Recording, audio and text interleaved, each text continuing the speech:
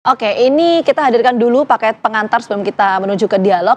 Ini adalah berkaitan dengan menuju pemilu 2024, ini banyak sekali diwarnai dinamika, termasuk saling klaim paling NU. Nah, ini kan menarik ya. Jadi ini sebetulnya suara NU di pusaran politik praktis seperti apa sih? Nah, itu dia. Kita hadirkan dulu informasi untuk Anda ya.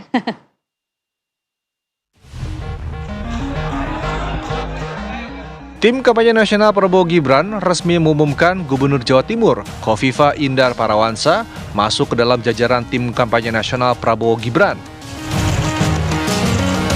Khofifah menjadi Dewan Pengarah sekaligus juru kampanye nasional atau Jurkamnas TKN Prabowo Gibran. Sebelumnya, Khofifah yang merupakan kader Partai Kebangkitan Bangsa sekaligus anggota NU sudah turut menyampaikan ke publik bahwa dirinya siap masuk jadi bagian dari TKN Prabowo Gibran. Menanggapi masuknya Khofifah dalam tim kampanye Prabowo Gibran, Muhaimin Iskandar yang merupakan Ketua Umum PKB mengatakan sudah tahu sejak lama. Menurutnya sikap Khofifah tidak akan mempengaruhi elektabilitas Partai Kebangkitan Bangsa di Jawa Timur. Khofifah sendiri sudah berbeda pilihan dengan PKB sejak tahun 2019. Muhaimin menilai bedanya arah politik merupakan hak demokrasi masing-masing. Meski begitu, Muhaimin sempat melontarkan pernyataan yang meragukan ke-NU-an Khofifah Indar Parawansa. Pasca Ketua PP Muslihat tersebut menyatakan dukungan resmi untuk pasangan Prabowo Gibran. Saya siap untuk masuk dalam TKN. Muhaimin menyatakan jika anggota NU sudah pasti akan memilih anggota NU pula sebagai pemimpin.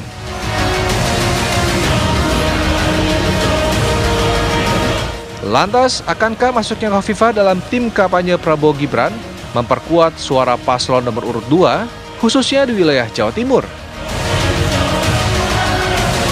Tim TV One mengabarkan.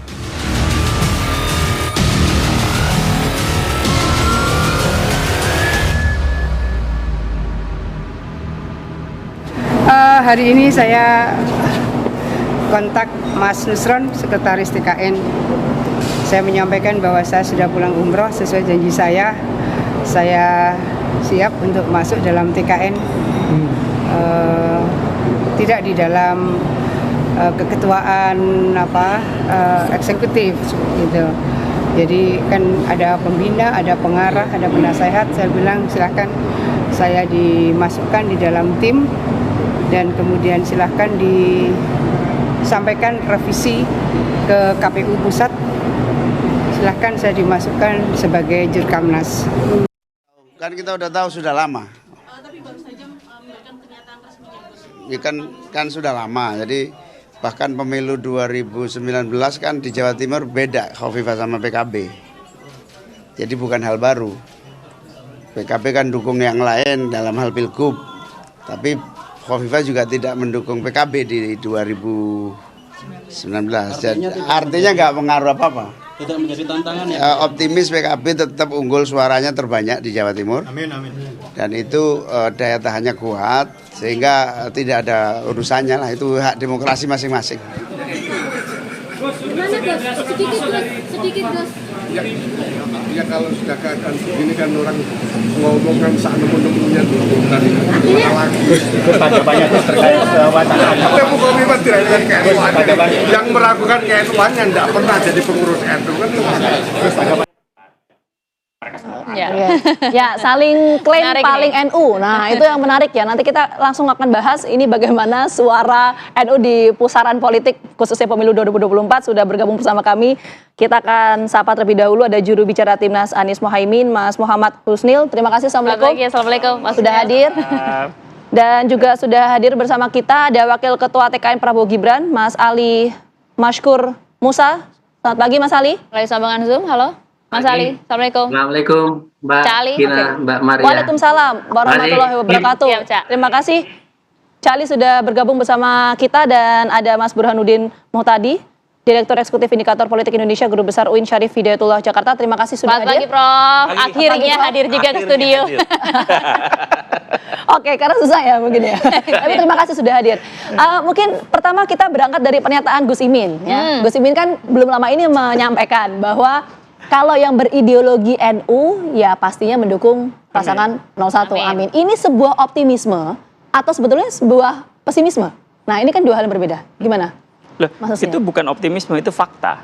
Itu fakta. Atau sindiran keras nih Fakta buat yang saja. baru bergabung ke Ya. 02. Fakta dalam lapangan bahwa justru di lapangan banyak sekali warga Nahdliyin yang itu memang memilih kita karena nyaman dengan kita dan merasakan dan mendapatkan bahwa Pak Anies dan Gus Imin adalah representasi paling sah dalam konteks ini untuk mewakili NU karena mereka memiliki rekam jejak yang panjang, bukan sekarang dan bukan nanti tapi sudah lama, kira-kira gitu. Oke. Kalau begitu artinya ada juga tidak kemudian yang tidak nyaman dengan ini?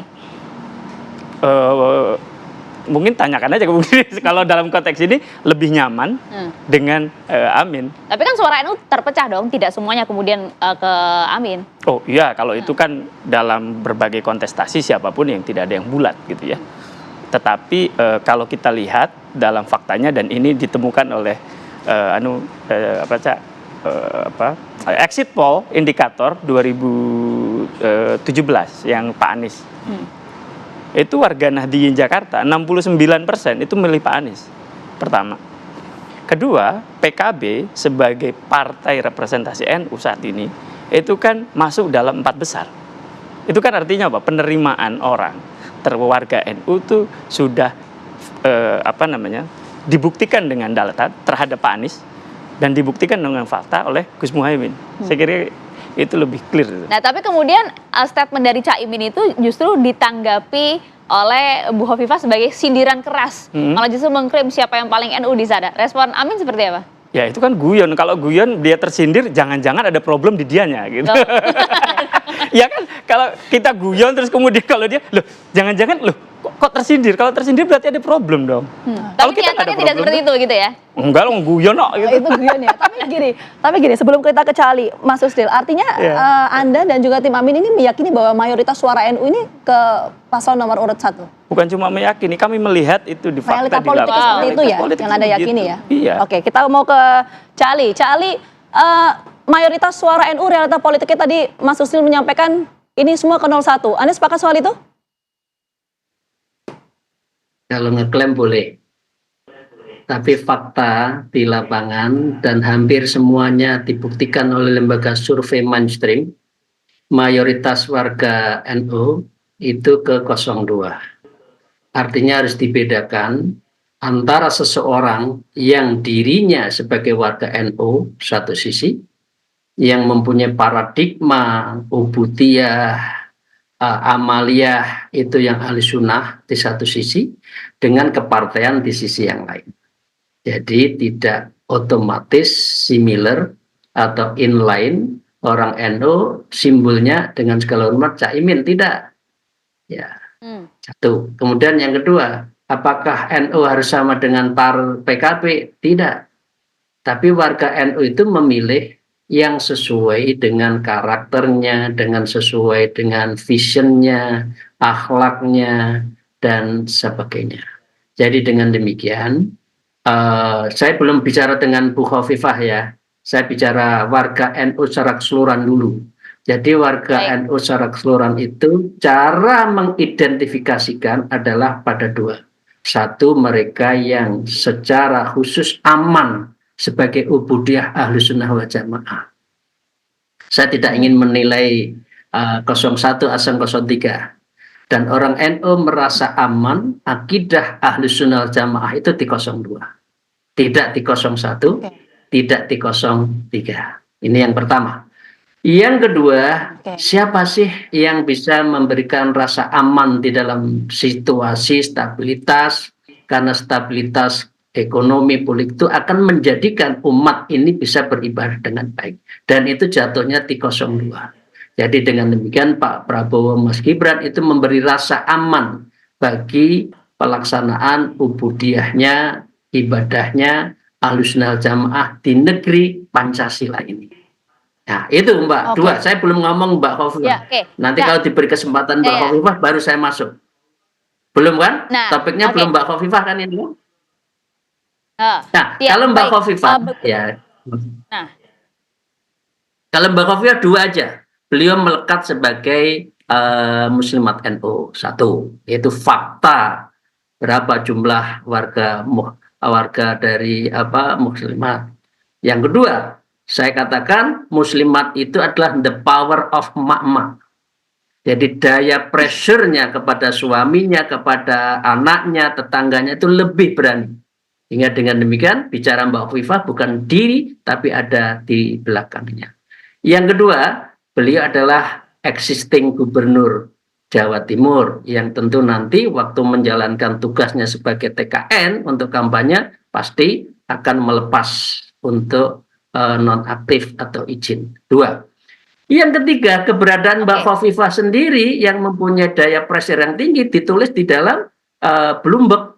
Beliau mengatakan one woman hot sway in Indonesia all next presidential is Hovifah. Ini adalah luar negeri. Kok orang dalam negeri tidak melihat beliau punya pengaruh? Jangan-jangan mata hatinya tertutup. Maaf, terima kasih.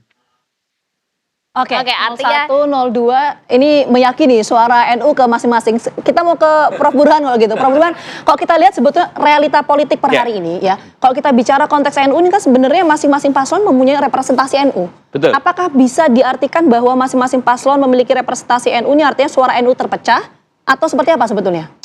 Ya, pertama kita bicara signifikansi pemilih NU. Ini luar biasa besar. Data saya sekitar 50% umat Islam di Indonesia merasa dekat dengan NU.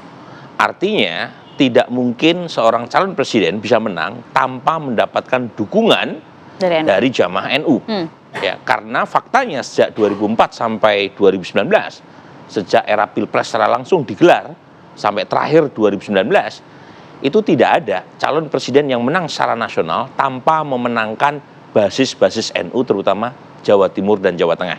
Pak Jokowi kalah 2 kali di Jawa Barat, tetapi nasional tetap menang karena di 2 provinsi basis NU tadi Pak Jawa Jokowi Timur menang. ya. Apalagi 2 daerah itu battleground ya. Persis. Nah, pertanyaannya bagaimana pilihan warga NU selama ini? Nah, NU itu kan ada 3 kategori ya. Kategori yang pertama adalah NU secara jam'iyah, secara keorganisasian. Itu diwakili oleh struktur PBNU sampai tingkat bawah. Jadi ini organisasi yang resmi mewakili NU. Tetapi NU tidak hanya sekedar jam'iyah, tapi juga jamaah. Nah, itu kader NU yang lahir besar dalam tradisi NU. Nah, itulah. Dan jumlahnya tentu lebih besar daripada pengurus NU. Dan terakhir adalah mereka yang tidak menjadi jamaah NU, tetapi tradisinya NU. Nah, pengukuran dalam survei itu 3-tiganya tercakup tuh. Tetapi yang sering ditanyakan terutama kategori kedua dan ketiga. Yang kedua berkaitan apakah responden itu aktif di NU atau tidak. NU dalam pengertian umum ya, termasuk Banom ya, bukan hanya NU secara khusus tapi juga di Muslimah, di Fatayat, kemudian di organisasi kemahasiswaannya dan seterusnya. Dan terakhir, nah ini yang paling besar jumlahnya, yang saya sebut 50% lebih umat Islam merasa dekat dengan NU adalah NU tradisi. Tradisi ya. Karena ini jumlahnya besar.